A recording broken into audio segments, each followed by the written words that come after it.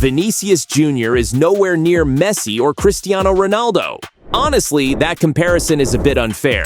Messi and Ronaldo put the bar too high for Ballon d'Or, like we unintentionally expect the other player to perform like them to win the award. For the last 15 years, they dominated world football, stacking up goals, assists, and trophies like it was just another day. Comparing any other player to them is asking for the impossible. But the real question is, who actually is the best player in the world right now? His name is Vinicius Jr. Hold on! Before you jump into the comments to attack me, I suggest you watch this video until the end.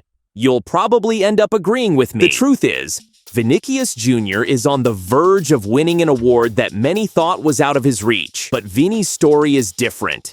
It's not about surpassing Messi or Ronaldo, but about his own journey. There was a time when even within Real Madrid, people had their doubts about him. A few years ago, nobody even considered Vini one of the best in the world. He was just the Brazilian kid at Real Madrid who was fast, could dribble, but couldn't finish.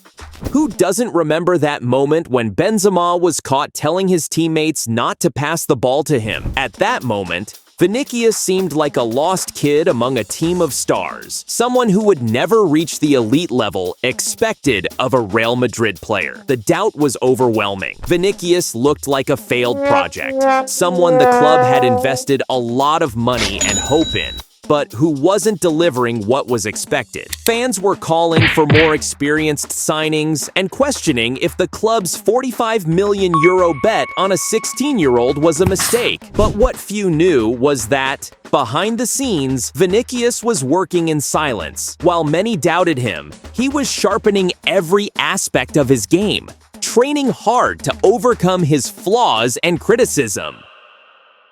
Vini's story begins in São Gonçalo, a poor region of Rio de Janeiro. He grew up with few resources, but with an incredible talent for football, which was noticed from an early age. By the time he was 10, he was already a standout in Flamengo's youth academy, where his ball skills set him apart from the rest. Then, in 2017, at just 16 years old, he burst onto the scene in the Copa São Paulo, the biggest youth tournament in Brazil. This competition is known for revealing stars like Neymar and Casemiro, and there, Vinicius showed the world he had something special. He was called up to Brazil's U17 team, where he shone once again, becoming the top scorer and best player of the tournament. The football world was watching. It didn't take long for scouts from Europe's biggest clubs to take notice of the young Brazilian. Soon, he was choosing between the two biggest clubs in the world, Real Madrid and Barcelona. In a bold move, Real Madrid closed a $45 million deal with Flamengo before Vinicius had even debuted professionally. That price tag for a 16-year-old caught the attention of the football world. Expectations were enormous, and the path for Vinicius seemed set. He had raw talent and fearlessness, but did he have what it took to shine on the biggest stages? His arrival at Real Madrid wasn't easy. Being under 18 and without a European passport, he had to stay at Flamengo until he came of age in July 2018. During this time, he played for Flamengo's senior team, but didn't make an immediate impact. In his first professional season, he scored just 4 goals in 32 matches, a disappointing number for those expecting an instant phenomenon. The next season, he improved, scoring 6 goals and providing 3 assists in 17 games. However, it was clear the young player still had much to develop. He was being shaped in a high-pressure environment, and it was obvious his journey would be filled with obstacles. Finally, in July 2018, Vinicius Jr. joined Real Madrid. The plan was for him to be slowly integrated into the team, but with Cristiano Ronaldo's departure, Vini was thrown into the first team sooner than expected. Despite his youth, he quickly became one of the most exciting players on the team. When Real Madrid went through tough times, Vinicius was a beacon of hope with his spectacular dribbles and creative plays. But there was one big problem: he couldn't finish. And this was what divided fans and critics. Vinicius could dribble past any defender, but when it came to finishing, he faltered. In his early seasons at Real Madrid, he missed many clear chances. The height of the criticism came in 2020, when his own teammate, Karim Benzema, was caught telling teammates not to pass to Vinicius, saying he was playing against the team. The statement was a bombshell in the media and shook the young player's confidence. From that moment, many began to doubt if he really had what it takes to become one of the best in the world. Vinicius Jr. was criticized not only for his lack of goals, but also for not having the composure to play for a giant club like Real Madrid. His numbers were modest. In the 1920 season, he scored just 5 goals in 38 games, a performance far below expectations for a player of his caliber. Many thought he would never reach the level of Neymar, to whom he was always compared. After all, Neymar could not only dribble, but also score goals when it mattered most. Vinicius was at a crossroads. Either he would transform, or he would be forgotten. And it was in this uncertainty that he chose to fight. His career began to change in 2021 when Carlo Ancelotti took over as Real Madrid's manager. Ancelotti is known for his ability to develop young talents, and with Vini, he found a player ready to take a leap forward.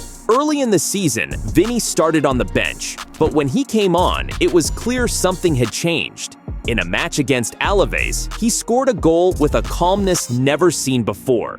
In the next game against Levante, he scored 2 stunning goals, showing he had worked hard during the preseason to improve his finishing. Ancelotti noticed, and from there, decided to bet on Vinicius as a starter, and the Brazilian did not disappoint. In the 21-22 season, he exploded. He scored 22 goals and provided 20 assists in 52 games, numbers that impressed even the harshest critics. His passing accuracy in the Champions League was 80%, with an average of 27 passes per game. For an attacker who was once seen as just a dribbler, these numbers showed he had transformed into a complete player. He became one of the most dangerous players in big matches. In the Champions League final against Liverpool, he scored the winning goal, helping Real Madrid claim their 14th European title. It was a crucial moment, the crowning of the boy from São Gonçalo on football's biggest club stage. And when compared to other top contenders for the award, like Kylian Mbappé and Erling Haaland, Vinicius holds his own. His pace and dribbling skills are unmatched. Yes, Mbappé and Haaland are incredible finishers, but Vinicius brings something different to the game: his ability to create chances for himself and his teammates, his explosive speed, and his incredible teamwork. In the 2023-24 Champions League season, he hit a top speed of 34.7 km/h, outpacing many of the elite forwards. That speed makes him a constant threat in any match. But what truly sets Vinicius apart in the race for the Ballon d'Or is his evolution and maturity on the field. Unlike earlier in his career when composure was an issue, today he is a player who knows how to perform in the big moments. Last year, he not only won La Liga, but also lifted the Champions League trophy and became Real Madrid's top scorer. With these accomplishments, Vinicius Jr.'s resume is already that of a true champion. However, despite all this success, his biggest obstacle to winning the Ballon d'Or might be his performances with the Brazilian national team.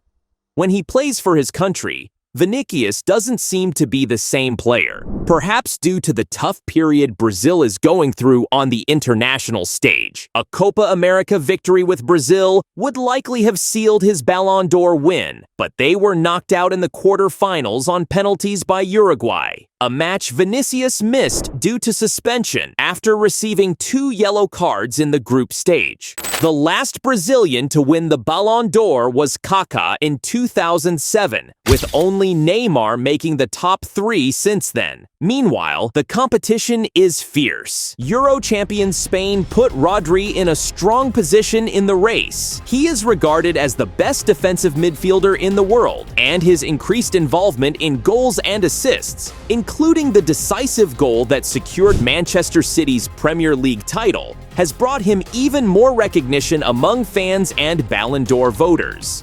Another major contender is Jude Bellingham, the 21-year-old English midfielder shown in his first season at Real Madrid after his transfer from Borussia Dortmund last summer. He ended the season with an impressive 27 goals, including last-minute winners in both Clásicos against Barcelona in La Liga, plus 17 assists, helping his club win both the Spanish League and the Champions League.